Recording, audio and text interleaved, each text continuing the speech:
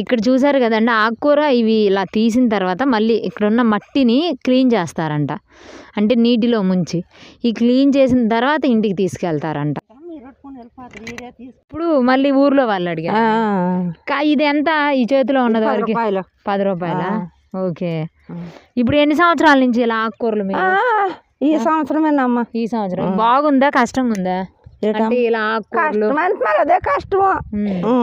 ఏమేమి వేశారు? టమాటాలు, వంకాయలు, ఇంకా మరి గోంగూర వేసారు, తోటకూర వేసాం. ఓకే. మరి వంకాయలకి తెగులు పట్టినట్టుంది? లేదమ్మ చిన్న మొక్కలు, ఇంకా చిన్న మొక్కలు. ఇగో ఒక్కొక్క కాయ దిగుతుంది ఇంకా. అంటే ఇప్పుడు ఇందులో ఉన్న కలుపు మొక్కలన్నీ తీసేసి ఓన్లీ తోటకూర మాత్రమే ఈ తోటకూర తీసిస్తే ఇట్లా గొప్ప తవ్వితే అవి కోస్తాయి. లాభసాటిగానే ఉందా మీరు పడ్డ కష్టానికి? అంటే సరిపోతున్నాయా లాభాలు? ఏ నామో లేదమ్మా, ఏ నామో అదే నామో.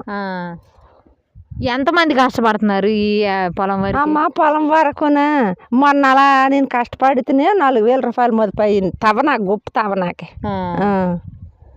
ఆ పిల్లడు మొక్కలు వేసిన దానికేమో ఒక చుట్టూ 10,000 అయినాయి, ఒక చుట్టూ 10,000 అయినాయి. మగోళ్ళే వాళ్ళు పెట్టుకొని మొక్కలు తెచ్చుకొని వేసుకోనాకి. మరి అలాగేనమ్మా ఏడు చేస్తాం. చూడండి ఆకుకూర అయితే మన దగ్గరకు వచ్చేలోకి 10 రూపాయలకి ఎంత వచ్చిందో, ఇక్కడైతే ఇప్పుడే అంతేనా? ఇంకా ఏమైనా ఇస్తారా? అదే లేకపోతే మరి గుడ్డు కాడకు వచ్చి మీరు ఒడ్డు పాతం అంతే ఏదైనా కూర్చొని తెస్తాం కదా.